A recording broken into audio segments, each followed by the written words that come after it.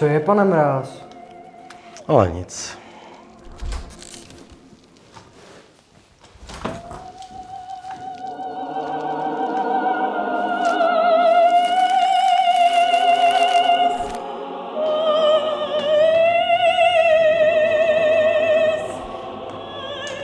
Ahoj, Jaroušku.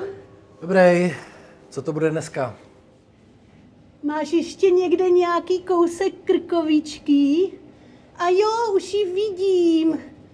Ona totiž přijede Bohunka s vnukem a ten jí má moc rád, tak mu ji udělám. A ještě si vezmu 3 nožičky tady těch párků, 20 deka moravského uzeného, pak si vezmu cigáru, 20 deka Godhaje, 30 deka šumky a tlačenky, 2 kolečka a 20 deka vysočiny. A potom teda tě poprosím ještě o tu krkovičku. 27, může být? Jo, může být. A co makina? Jak pak se má? Už zkusila tu tvarohovou buchtu, jak jsem jí říkala? A ať tam nezapomene dát tu citronovou kůru, to má trošku výraznější chuť.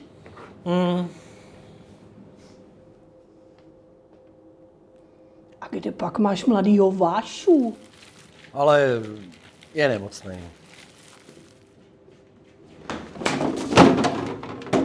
Dele. Pane Mráz, já se omlouvám, mě to nějak spadlo. Jsem nějak zakopl.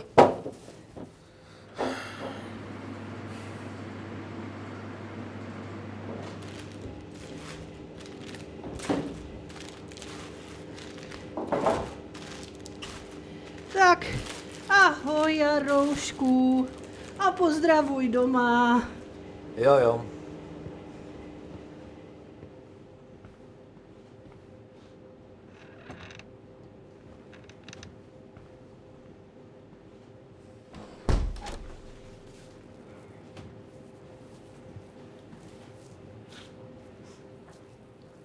Tak já jdu, pane Mráz.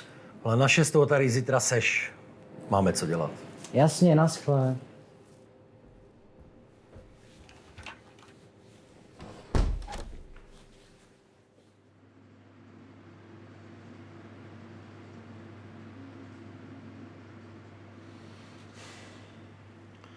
To by jako přijde normálně, že se na to vykašle ze dne na den? Třeba k tomu časem dospěje a vrátí se. Dospěje, nedospěje. Práce nepočká. Někdy je nutný být trošku tvrdší.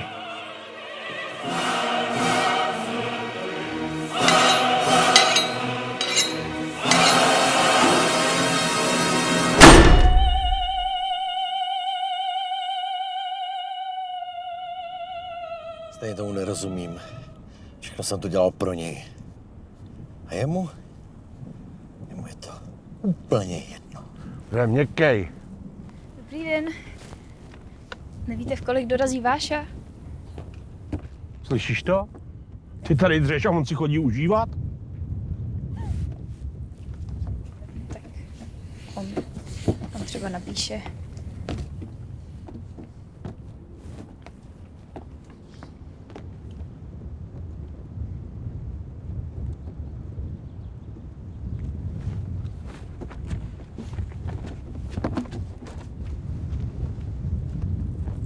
Jdeme.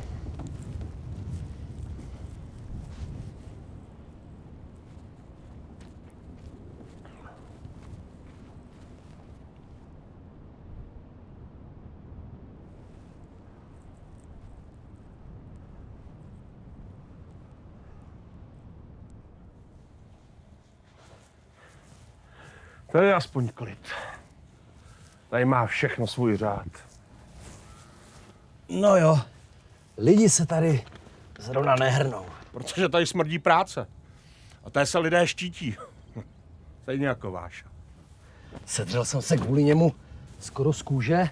On si raději poletuje po oslavách. Nemůžeš dělat vždycky všechno jenom pro ostatní, Járo.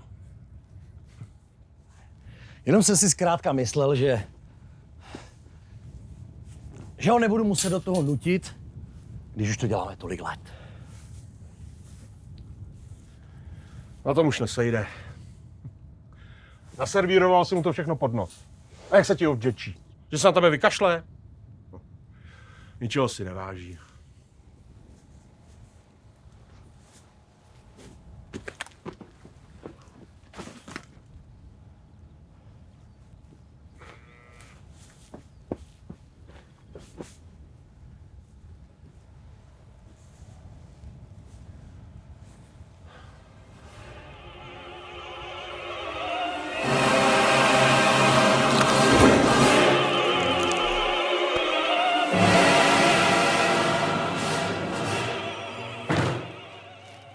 Tohle nedávej každému.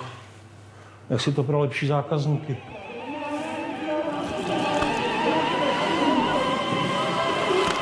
Prosím vás, nesahejte na to! Pane Mráz! Ten ani neví, kde mu hlava stojí. Kam jako jdeš? Musím mu pomoct, jinak by zase odežené lidi. Ty si v jeho věku dokázal rozbourat půlku prasete skoro po slepu. A on nedokáže navážit ani pár deka masa. Co s ním mám jako dělat? Vy jste chtěl půl kila? Já tady mám 1,20 kg, nevadí. Když nezvládne ani takovou blbost, tak tady zkrátka nemá co dělat. Pane Mráz, prosím vás, já nevím, jestli mi tady něco... Už raději jdu. Běží mi vatem přes radši. Tak, co to bylo? Já bych si dal tu krkovicu a prosím vás, to si bude ještě tady 2 minuty vybírat.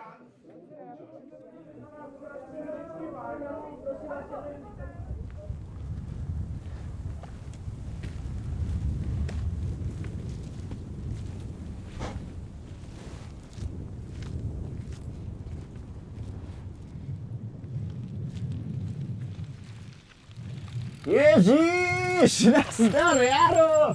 Jak se jde? Co doma, všechno při starým? Jo. No tak to je dobře, to je dobře. A já už musím valit a rád jsem tě viděl.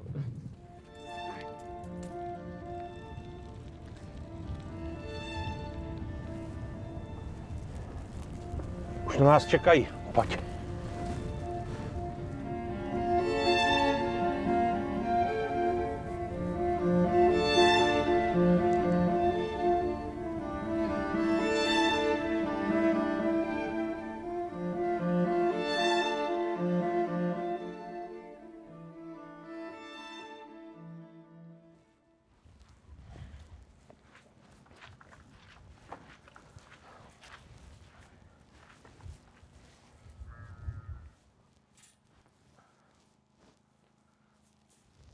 No jo, tebe stačí. Pohladit, nakrmit a je klid. Zvířata si nic víc jiného nevymýšlí. A co lidi? Lidi? S těma je problém furt. Každou chvíli chtějí něco jiného a to dělá bordel.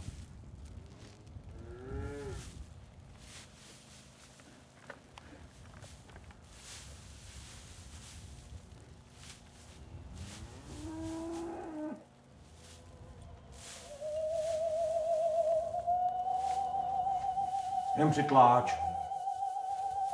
Ještě tamhle v rohu. Nejde to, je to zažraný. A jde to, vidíš.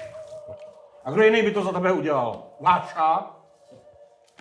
Ten prosím tě nemůže krev skoro ani vidět. Nemůžeš to udělat ty. Tohle my neděláme.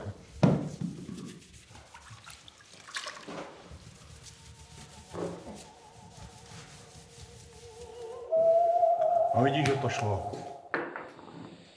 Člověk to všechno zvládne sám. Koukej, já to taky zvládnu sám. Jenom ještě musím taky zvládat rodinu. Však ses tam taky nadřel dost. Jinak se chvilku snaží sami.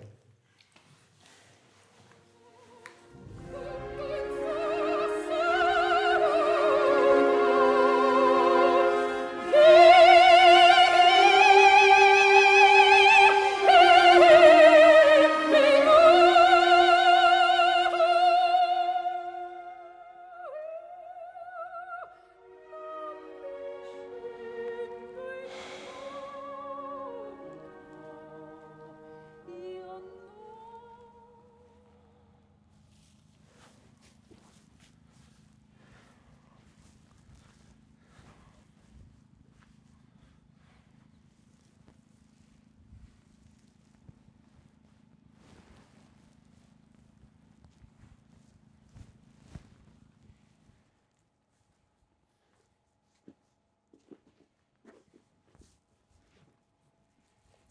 Tak koukám, že tu máš všechno, co potřebuješ. Jo, hlavně ten klid. Jo, ten klid, že? Ten je výborný.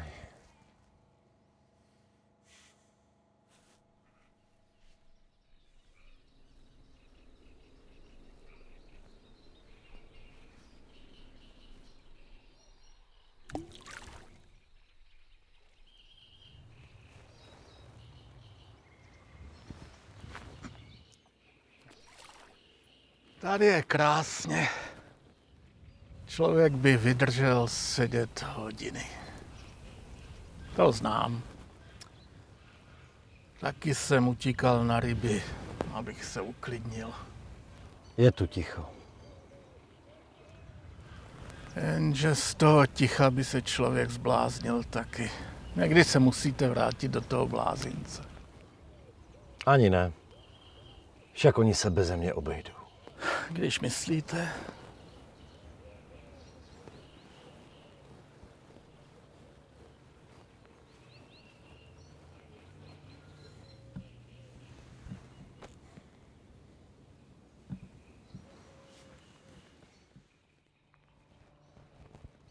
Byl jsi šutr, ale ukladám tě bez výčitky. Od mých 6 pryč, Čumperk, Praha, vzory, kde zbyl ty, fotr. Nová rodina, kontakt slábil, trochu jsem si myslel, že mě nechceš, jezdil jsem za tebou málo. Zůstaly 4 dny v roce, leto, Vánoce, mlčet ti otec, pak jsem se dozvěděl, že ses o mě soudil 3 roky, ale nikdo mi to neřekl, měl jsi to podobně. Máma, kámen, táta se uchlastal, když vybírali jsme ti hadry do rakve, tak došlo mi, že jsem tě neznal. Čí vlastně jsem, proč musel jsem řešit tyhle ty věci? Bylo mi 16, řekli mi, že nejsem tvůj, do dneška je ve mně průrva a ty tu nejsi, pravdy tu zbylu jen